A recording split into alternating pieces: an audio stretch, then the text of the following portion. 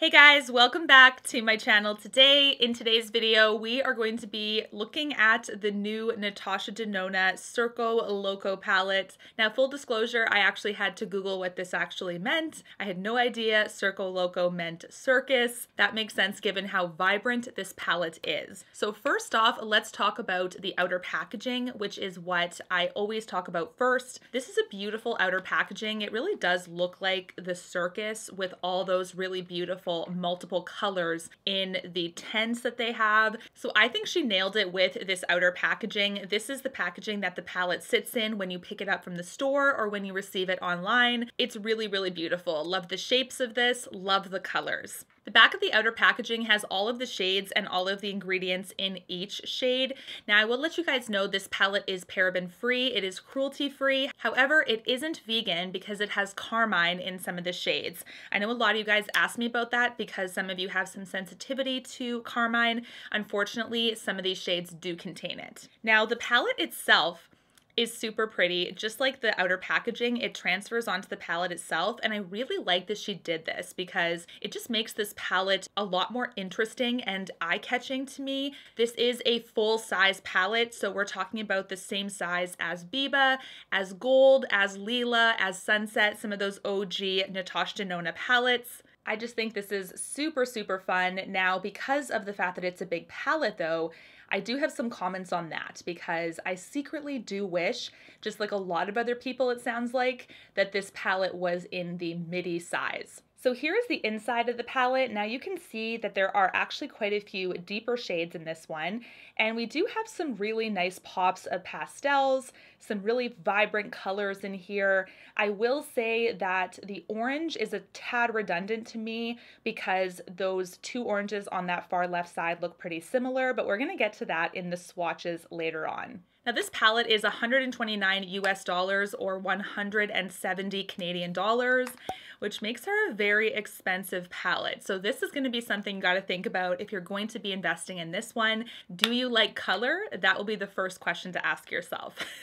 This is inspired by the circus, and I hate clowns. I actually despise them. They're one of my biggest fears. So the fact that this is inspired by circus, clowns freak me out to my core. So I'm just going to pretend it's something else. It is also a limited edition palette. Now, the way that this palette works is actually really nice. Each of these horizontal rows are complete 5-pan palettes according to NATASHA DENONA and her team, and you can actually do looks in quadrants. So what I'm talking about is she's got it kind of structured so you can do like a look with these four or a look with these four, and you also can do looks diagonal in threes, and you can also do looks vertically in threes.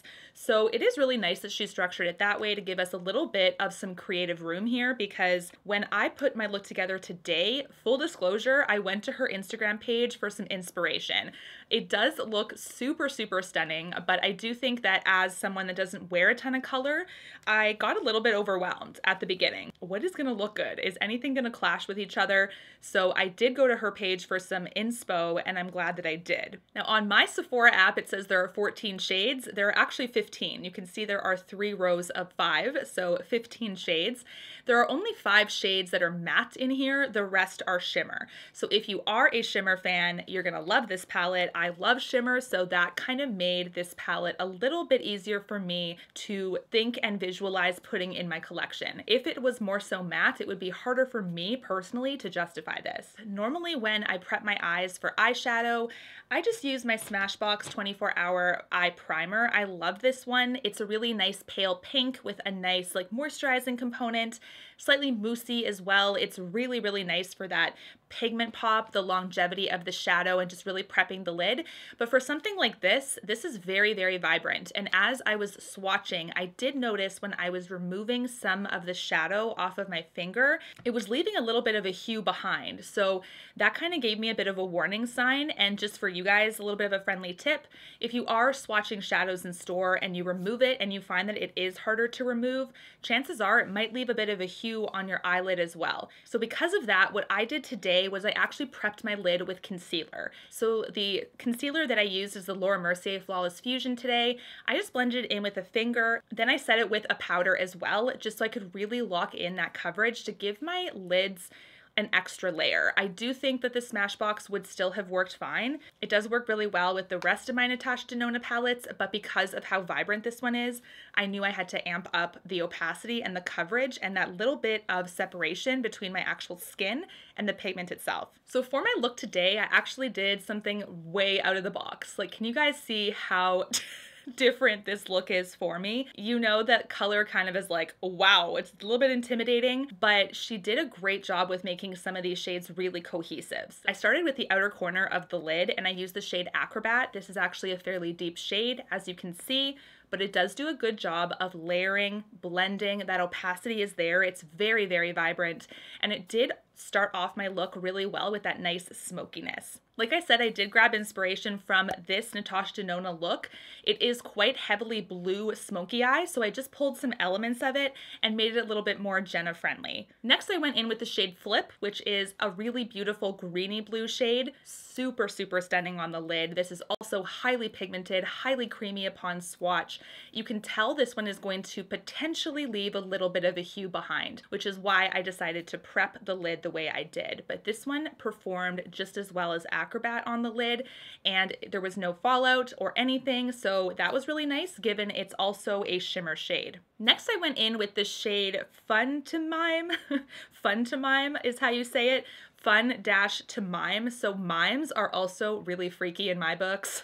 We're just gonna pretend it's not inspired by them. I applied this to the brow bone, kind of going into the inner part of the eye, but I really stretched that over to blend in some of that smokiness that I already put on the edge of the lid, up into the brow bone, and then outwards towards my nose. So this is a very beautiful shade as well. I also felt no fallout, blendability was great, and the layering was great as well. This is a very, very nice opaque light blue.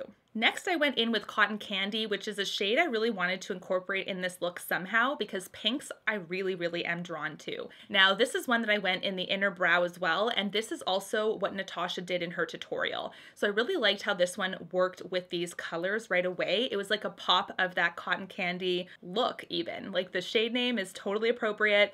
The shades that I'm putting on my lid, you can tell like the light blues, the light kind of greens, like this is a very Cotton Candy-esque inspired look. Also a beautiful, well-performing shade. What I will say about this one is that it does seem to swatch a little bit lighter than some of the other mattes in this palette. So it seems to be like a little bit less opaque. The fullness of that pigment seems to pop a little bit more in other shades, but when it applied to the lid, super easy to work with. Next, I went in with Snow Cone, which is a beautiful light blue, shimmery, silvery shade, just to connect everything together. It also added some light, some bright to this, and I loved how everything seemed to cohesively work together. Also no fallout for a beautiful shimmer shade, and it worked beautifully on the lid. Now this is where I kind of strayed on my own and I just kind of left Natasha's tutorial. She does tend to add some deeper blues and really make it a smoky eye look on her side of things. So I just wanted to keep it just kind of like this.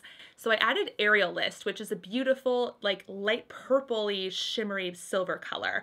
I decided to add that right in the center lid to bring some light to the center of my eyelid. This is something I always like to do. It's kind of like a bit of a halo effect. Super, super gorgeous, and one that also performed beautifully. Lastly, I kind of went a little bit off grid. I don't usually put colored liner or colored shadow on my bottom lid there in my lash line, but I went with the shade Magic, which is a beautiful deep purple. This is one that I also used very targeted brush work with this. It was like a very skinny brush, and I just went right in, almost like eyeliner. This is something that I'm still kind of getting into with my personal style. I know a lot of people can easily do shadow on the bottom lid, but for me, I've still kind of been a little shy about it. I don't know if I like the look of it yet, so I've been kind of doing some liner looks to kind of ease in myself. But this is a beautiful, well-performing matte as well. Like I said earlier in the video, I do believe there are some redundancy shades, only with the oranges though, in my opinion.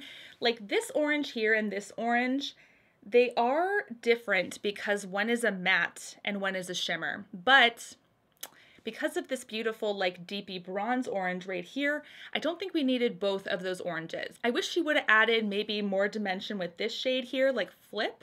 I wish she would have put maybe like a matte greeny blue in here or some kind of turquoise color. I don't know, I just like, that was a bit of a missed opportunity there for me, but that's just my personal preference. I'm sure other people may disagree with that, but that is just something that I picked out right away. Now here are the beautiful swatches. I did put them on my arm in full here so you can see all 15 shades. They are stunning, you guys. Like I said, there are a few that leave some color behind. Those are the deeper blues. That deeper pink is also one that I felt left a little bit of a hue. So do make sure that you're prepping your lid with something a little bit more opaque this time, potentially a concealer or something like that. But how they swatched, super beautiful. How they apply, super beautiful. I don't necessarily think that any of them stick out to me as like a terrible, terrible shade. My palette seems to be really, really good. Like I said, the only thing is the cotton candy one at the top here. It just seemed to swatch a little bit lighter, but the mattes feel like her traditional mattes. The shimmers are very, very creamy though and very opaque. Basically, I do wish she would have done a midi size for this because the price point would have been a heck of a lot better for most folks. This is a lot of money for a palette, and potentially most of us may only use this from time to time if we want to pop a color. It's surprisingly more cohesive as a palette than I thought it would be. When I first saw the pictures, I thought, is it just going to be like blue, orange, and pink and like try to put a look together? No, I do think you can put looks together pretty easily. You just need a little bit of guidance with how she's structured things. But for most people, I think this is going to be a companion palette. I think for myself, this is going to be more of a companion palette. Quality though is there. If you are a NATASHA Denona fan, you're going to get this palette no matter what. It is a consistently beautiful quality palette. I personally think I did have Tropic once upon a time. This one is better than Tropic to me personally, so I do like that she's improved it in that regard. But I'm just going to pretend it's not inspired by mimes and clowns because that's like literally a thing of my nightmares. Beautiful, beautiful palette. Let me know your thoughts. Are you going to be getting this yourself? Is it on your wish list? I do think this is going to be a good palette to pick up during the VIB sale to make this price point a little bit better to swallow. So if you guys have any questions, let me know in the comments. I hope it was helpful for you, and until my next one, guys, take care and stay safe. Bye, guys.